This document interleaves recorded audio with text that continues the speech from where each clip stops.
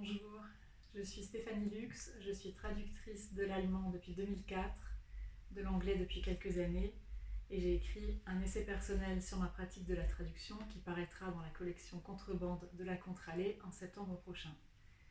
Je l'ai intitulé Des montagnes de questions parce que je suis fan de Bashung, mais aussi et surtout parce que c'est un aspect très important de mon métier. Toutes les questions que je me pose ou que je pose aux collègues, aux amis et bien sûr à l'auteurice en traduisant. Ce texte, cet essai personnel, retrace mon parcours en tant que traductrice littéraire, mais aussi en tant que personne. Et c'est un texte écrit d'un point de vue situé qui est entre autres celui d'une transclasse et d'une transfuge de langue puisque je vis à Berlin depuis 20 ans. C'est à partir de là une réflexion sur le métier de traductrice. Il rassemble des notes et des questions que je me pose depuis plusieurs années et que les textes précédents parus dans la collection Contrebande m'ont donné envie de partager.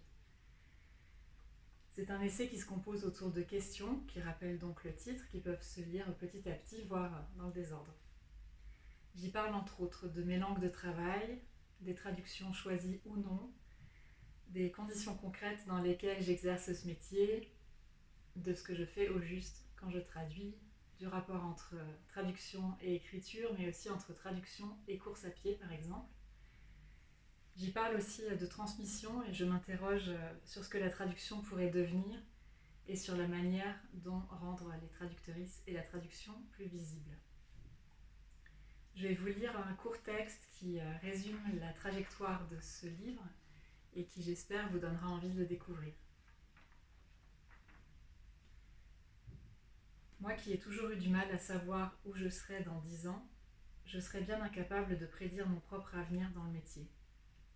Ce que je sais, c'est que ma pratique ne cesse d'évoluer et que cet exercice d'écriture, le plus long auquel je me sois livrée jusqu'ici, la modifiera forcément. L'expérience me rendra-t-elle meilleure traductrice ou au contraire plus mauvaise parce que j'aurai pris goût à choisir mes mots sans contrainte étrangère, sans texte de départ à respecter?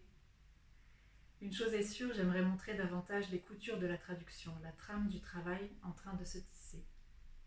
Montrer les doutes, les montagnes de questions que je me pose en traduisant, les décisions que je finis par prendre, et qu'aucune d'elles n'est définitive.